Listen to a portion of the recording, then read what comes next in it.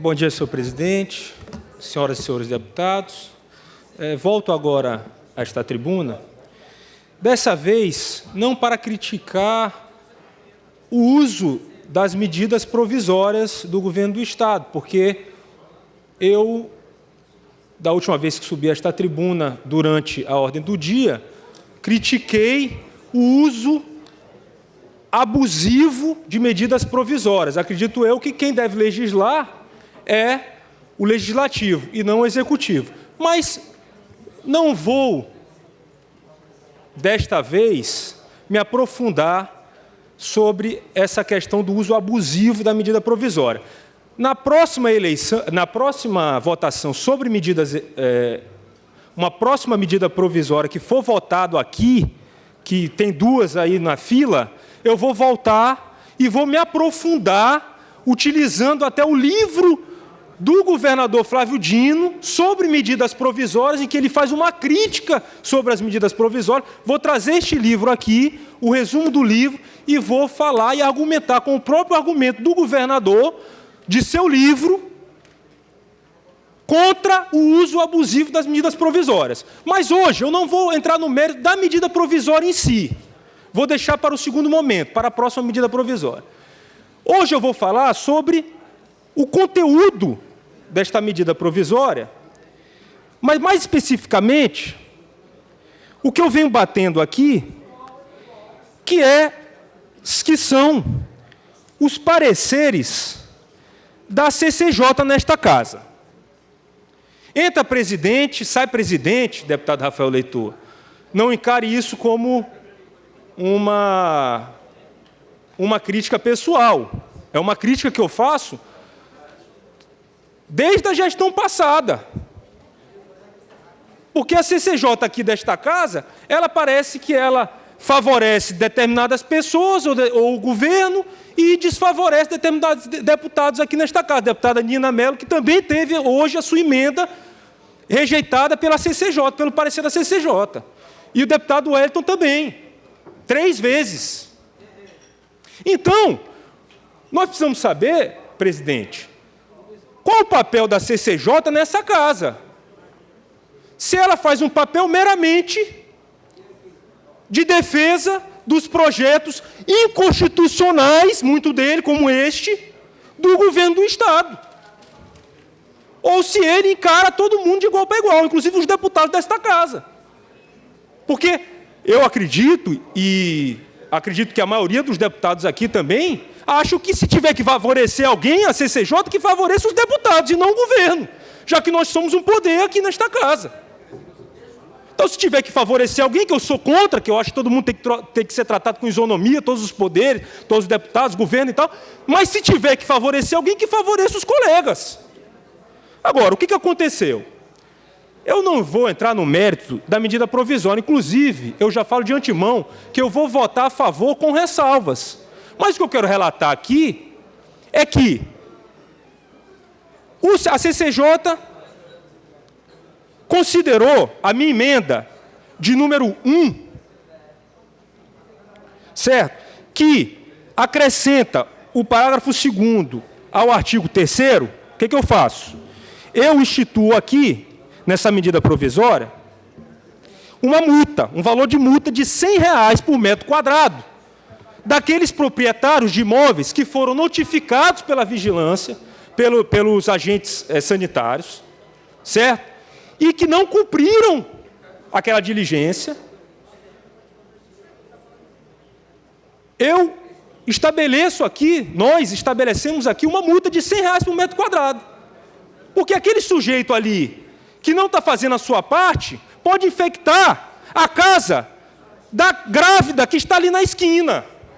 Então, esse é o meu argumento. Mas a CCJ está dizendo aqui que esse meu projeto, ele é inconstitucional. Por quê? Quer dizer, essa minha emenda, desculpe, essa minha emenda é inconstitucional. Por quê? Porque ela está prevendo multa a um procedimento que é de competência do município e a este ente federado que cabe legislar sobre o assunto. Tudo bem, muito bem. Muito bem. Eu não vou argumentar aqui se cabe ao município, ao Estado, à Assembleia, não me interessa. Eu não vou argumentar isso aqui agora. Acho uma pena que a CCJ foi contra essa minha emenda, mas eu não vou argumentar aqui se é inconstitucional ou não. O que eu quero argumentar aqui é que, se essa minha emenda é inconstitucional, a medida provisória do governador Flávio Dino também é inconstitucional. Por quê? Por quê? Vou usar um exemplo. No artigo 2º, da medida provisória, diz o seguinte: incumbe à Secretaria Estadual de Saúde a coordenação, ok, e às Secretarias Municipais de Saúde a execução. Então, quer dizer que o governo do Estado, ele pode ferir a autonomia municipal? Isso é inconstitucional ou não é? Por que o meu é inconstitucional e esse artigo não é inconstitucional? E vou além, vou usar um outro exemplo. Artigo 3º. Para a consecução das medidas a que se refere o artigo 2º desta medida provisória, deverão ser adotados os seguintes procedimentos. A Secretaria Municipal de Saúde, por meio de seu órgão competente, deverá, olha o verbo, deverá. Então, como é que uma medida provisória estadual, que está aqui ferindo, violando o princípio da separação de poderes, a autonomia municipal, é constitucional, segundo o relato e o relatório da CCJ, e uma emenda minha é inconstitucional? Então, os dois são inconstitucionais, deputada Nina, porque a sua emenda também foi rejeitada.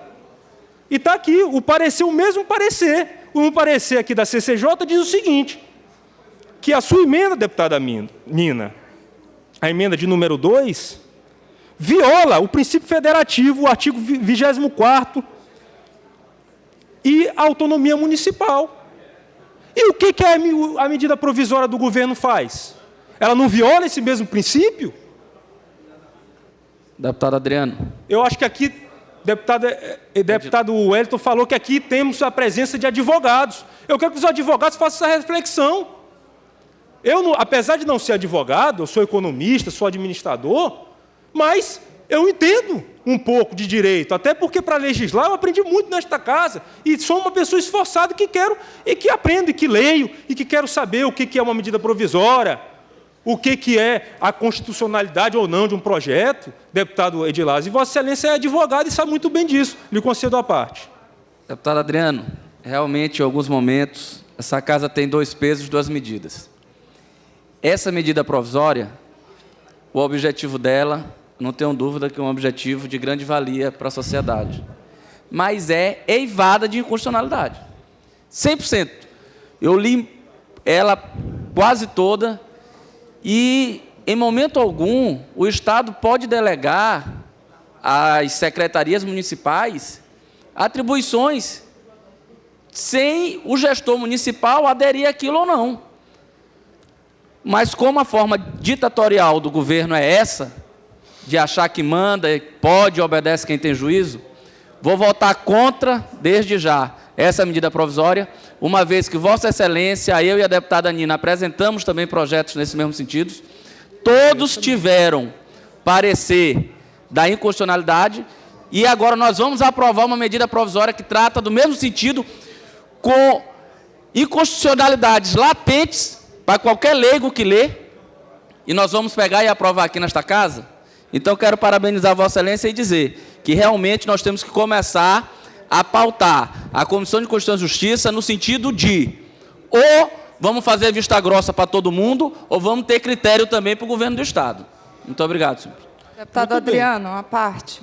Sim, deputada Nina. É importante ressaltar que as emendas apresentadas por mim, por Vossa Excelência, pelo deputado Edilásio, elas foram formuladas a partir de uma emenda aprovada pelo Congresso Nacional de um deputado federal do Mato Grosso. Essa emenda ela foi elogiada pelo Bom Dia Brasil, pelo Jornal Nacional, como uma das principais formas de atacar o Aedes aegypti. Então, eu também não entendi por que a gente teve um parecer desfavorável da Comissão de Justiça. Eu espero que seja revisto isso. Muito obrigado, deputada Nina. Deputada Edilásio, que também tem uma emenda que foi rejeitada a este projeto, que é muito parecida com a nossa, e que o propósito é um só, que é combater o mosquito do Aedes aegypti. Enfim, essa lei ela já foi, como a deputada Nina relatou, essas nossas emendas, esse nosso a nossa proposição, as nossas proposições já foram aprovadas em outras casas, inclusive na Câmara Federal. E aqui não foi aprovada com este argumento. Eu, sinceramente, deputados e deputadas, eu acho o seguinte: se vamos aqui cumprir rigorosamente uma tese de que essas nossas emendas são inconstitucionais, essa mesma tese tem que ser aplicada à medida provisória do deputado ou do governador, ex-deputado federal Flávio Dino. Então, o que eu acho? Eu acho o seguinte: estou aqui propondo fazermos uma audiência pública nesta casa, podemos até fazer pela Comissão de Assuntos Municipais, da qual eu presido, para que a gente discuta essa questão, porque isso é um tipo de lei, deputado Edilásio, já segundo essa tese que foi utilizada pela CCJ, que ela tem que ser criada nas câmaras municipais. Se nós formos seguir aqui a tese utilizada aqui pela CCJ, nós precisamos, então, dialogar com todas as prefeituras do Maranhão e esta lei terá que ser votada nas câmaras municipais. Muito bem, esse é o meu relato. Eu faço mais uma vez esse apelo à Comissão de Constituição e Justiça e deixo para que os deputados, em sua consciência, vote a favor do fortalecimento desta casa, do fortalecimento dos deputados, ou contra o fortalecimento dos deputados e contra histórias que esta casa vem trazendo.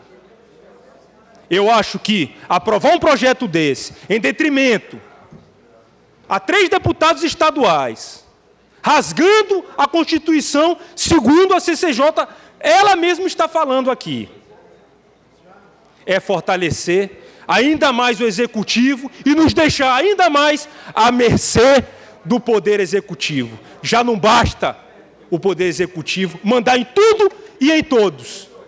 Vai desmoralizar também a nossa casa. Muito obrigado.